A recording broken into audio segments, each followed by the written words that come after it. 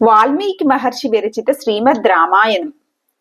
శ్రీరామ రామ రామేతి రమే రామే మనోరమే సహస్రనామ తత్తుల్యం రామనామ వరాననే.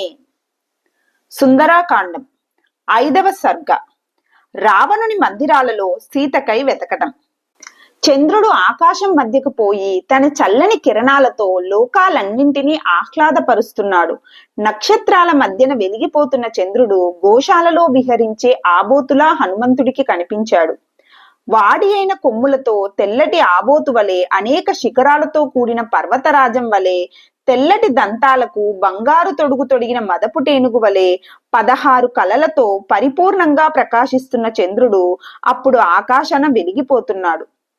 చంద్రుడు తన చల్లని కాంతులతో మద్యపానం మాంసభక్షణం చేసే రాక్షసులకు ఆ సాయంత్రాన్ని స్వర్గంలాగా అనిపింపజేశాడు.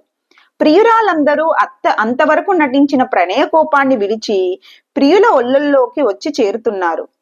పతివ్రతలైన స్త్రీలు తమ భర్తల పక్కల్లో ఒదిగిపోతున్నారు. వీళ్లే కాకుండా ఘోర కృత్యాలు చేసే నిశాచరులు కూడా పేట్రేగిపోతున్నారు. బుద్ధిమంతుడైన హనుమంతుడు అనేక ఇళ్లలోకి పోయి చూశాడు. ఏ ఇంట్లో చూసినా మదించిన వాళ్ళు, ఏమరుపాటుగా ఉన్న వాళ్ళు కనిపించారు.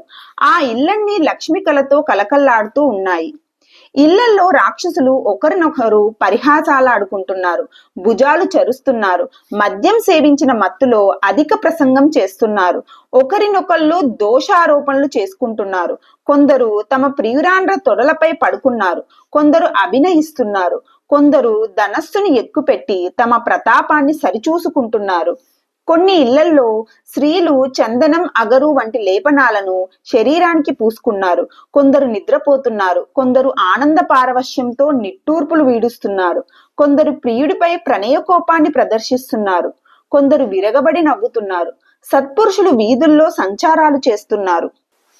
ఏనుగులు గీంకరిస్తున్నాయి. దీర్ఘ నిశ్వాసములు విడుస్తున్న వీరులతో ఆ నగరం అంతా బుసలు కొడుతున్న సర్పాలతో నిండిన మడుగులాగా ఉంది. హనుమంతుడు ఆ నగరంలో ఎంతో మంది బుద్ధిమంతులైన వాళ్ళను చూశాడు.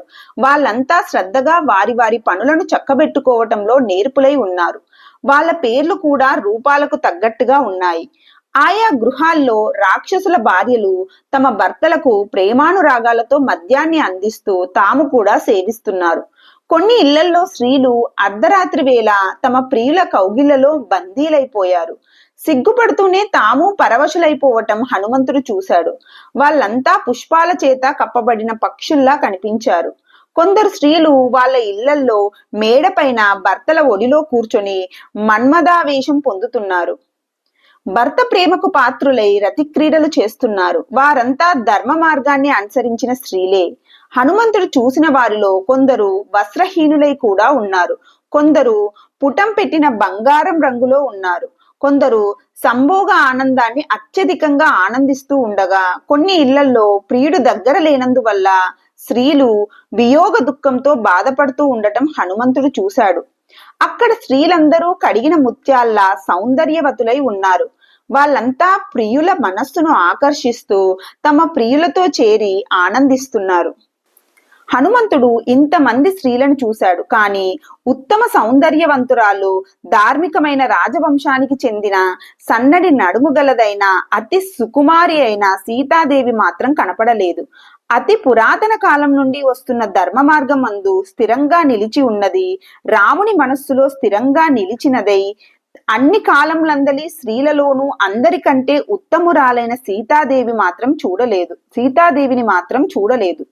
రాముడు చెప్పిన సీతాదేవి ఆభరణాలనైనా చూసి గుర్తిద్దామా అని అనుకుంటే అటువంటి ఆభరణాలు ధరించిన స్త్రీలు హనుమంతుడికి ఎక్కడా కనపడలేదు. 6వ సర్గ. సీతకై రావణుని అంతఃపురంలో వెతకడం. తనకు ఇష్టమైన రూపాన్ని ధరిస్తూ సీతాదేవిని అన్వేషిస్తూ ఆమెను చూడలేకపోవటంతో హనుమంతుడు నిరుత్సాహపడ్డాడు. ఉదయ సూర్యుడి కాంతితో వెలిగిపోతున్న రావణుని అంతఃపురంలోకి ప్రవేశించాలని నిశ్చయించుకున్నాడు. మహా అరణ్యాన్ని సింహం రక్షిస్తున్నట్లుగా భయంకర రాక్షసులు రావణుని అంతఃపురానికి కాపలా కాస్తున్నారు. ఆ భవనానికి ఉన్న వాకిళ్లు వెండి బంగారాలతో చేశారు. ఆ రాజభవనాన్ని శూరులైన రాజభటులు కంటికి రెప్పలా కాపలా కాస్తున్నారు. ఏనుగులు, గుర్రాలపైన అధిరోహించిన రాక్షస వీరులు అడుగడుగునా గస్తీ కాస్తున్నారు. వీళ్ళే కాక యోధులు కొందరు దంతపు నగీషిలతో చెక్కిన రథాలపై ఆ ప్రాంతమంతా సంచరిస్తున్నారు. ఆ రథాలలో సింహం, పెద్ద పులి చర్మాలతో తయారు చేసిన కవచాలున్నాయి.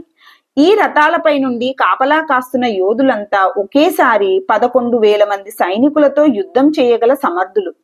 అక్కడ ఇటువంటి రథాలు, ఆసనాలు అనేకం ఉన్నాయి.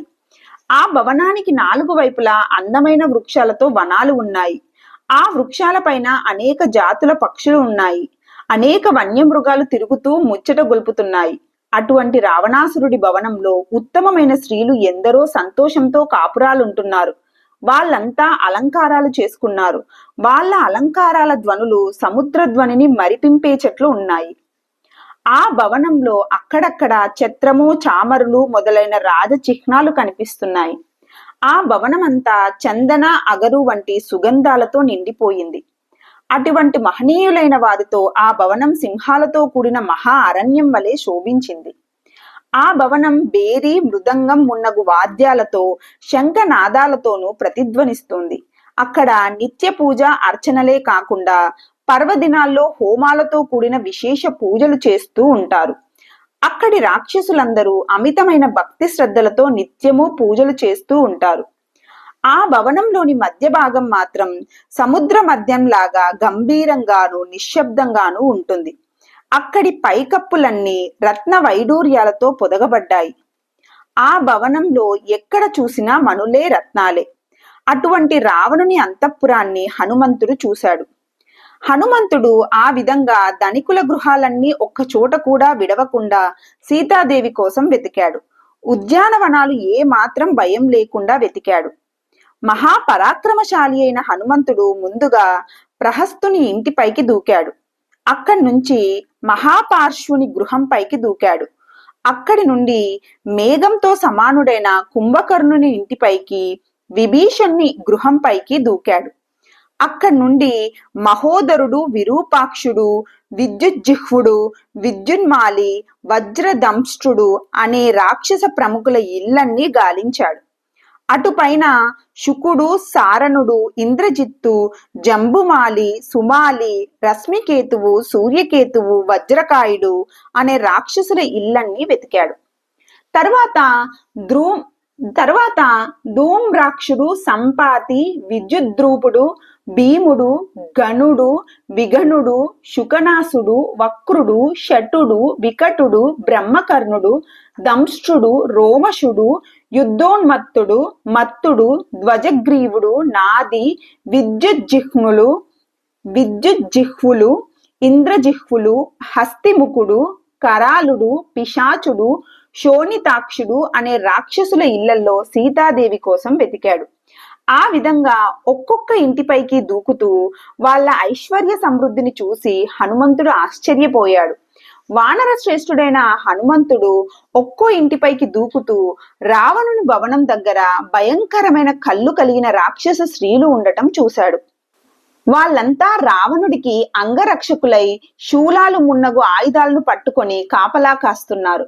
రావణుని భవనానికి సమీపంలోనే అనేక సేనా విభాగాలున్నాయి. వాళ్ళంతా రకరకాలైన ఆయుధాలను ధరించిన భయంకరమైన ఆకారాలతో యుద్ధానికి సిద్ధంగా ఉన్నారు. ఆ రావణుని భవనం ముందు మేఘంల వంటి ఏనుగులున్నవి.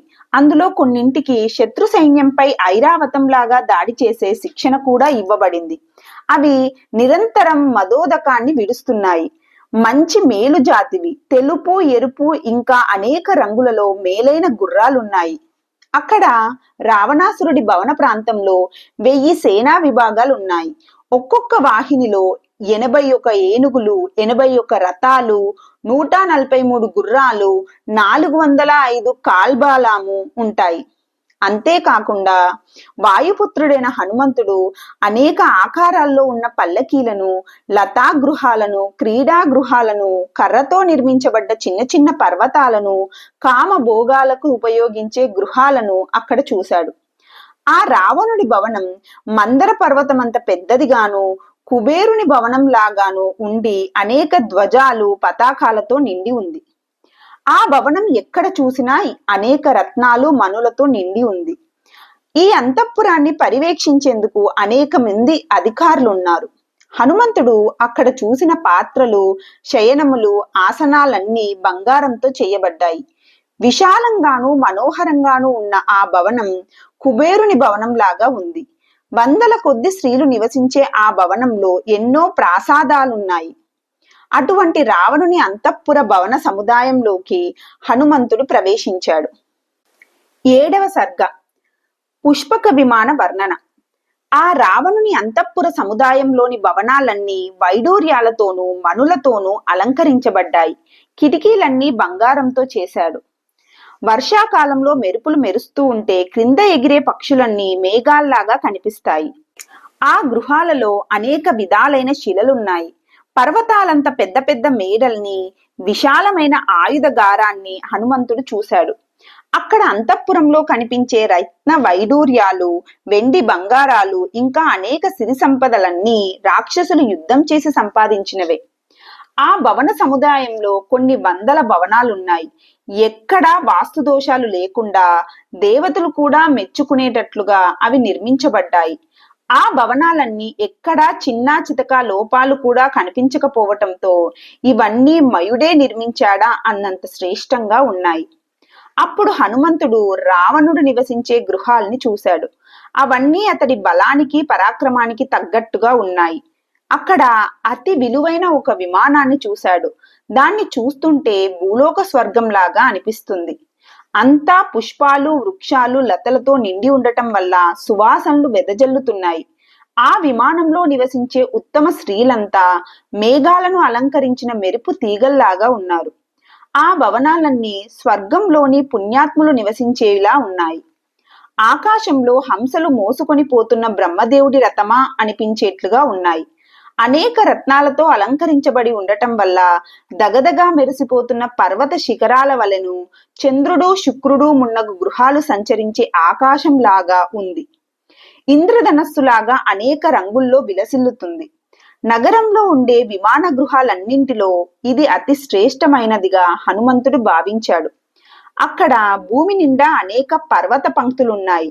వాటిలో రకరకాల వృక్ష సముదాయాలున్నాయి. అవన్నీ ఫలపుష్పాదాలతో నిండి ఆ పూలల్లోని పరాగం ఎంతో రమణీయంగా ఉంది. ఆ భవనంలోని నేల అంతా రకరకాల మణులతో అలంకరించబడి ఉంది. ఇవి కాకుండా తెల్లటి భవనాలు, పుప్పడితో కూడిన అనేక పూల చెట్లు, కోనేరులు, అనేక ఉద్యానవనాలు అక్కడ నేలపైన నిర్మించారు. ఈ విధంగా రత్నాలు, మణులతో వెలిగిపోతున్న ఆ గృహాన్ని పుష్పకము అని అంటారు. అటువంటి పుష్పక విమాన గృహంలో రావణాసురుడు నివసిస్తూ ఉంటాడు. ఈ పుష్పక విమాన గృహంలో వైడూర్యాది మణులతో చిత్రించిన పక్షులు, పగడాలతో చేసిన పక్షులు, వెండితో చేసిన పక్షులు, లోహాలతో చేసిన ప్రతిమలు, గుర్రాల అవయవాల్ని, సొగసుల్ని తెలిసేట్లుగా చేసిన ప్రతిమలు మనోహరంగా కనిపిస్తూ ఉంటాయి. అక్కడ చిత్రించిన పక్షుల ముక్కులన్నీ బంగారం పగడాలతో చేసిన పలు వంకర్లు తిరిగిన ముక్కులతో ఇవన్నీ మన్మధుడికే తోడుగా వచ్చాయా అన్నట్లు కనిపిస్తాయి. మదపు టేనుగుల తొండాలలో తామర పద్మాలను తీసుకొని నీటితోనూ, పుప్పడితోనూ, పద్మాలతోనూ లక్ష్మీదేవిని అభిషేకం చేస్తున్నట్లుగా చిత్రీకరించారు. ఆ పుష్పక విమాన గృహం ఒక మహాపర్వతమా అన్నట్లు ఉంది. మంగళకరంగానూ రమణీయంగానూ ఉంది. వసంత ఋతువులో విరబూసిన పుష్పాల సుగంధాలన్నీ గుబాలిస్తూ ఉండటం హనుమంతుడు చూశాడు. అంత మహాపట్టణంలో రాజభవనాల్లో రాముడి కోసం తపించే సీతాదేవిని హనుమంతుడు చూడలేకపోవటం వల్ల ఎంతో దుఃఖించాడు. అప్పుడు హనుమంతుడు మనస్సు పరిపరి విధాలుగా ఆలోచించింది.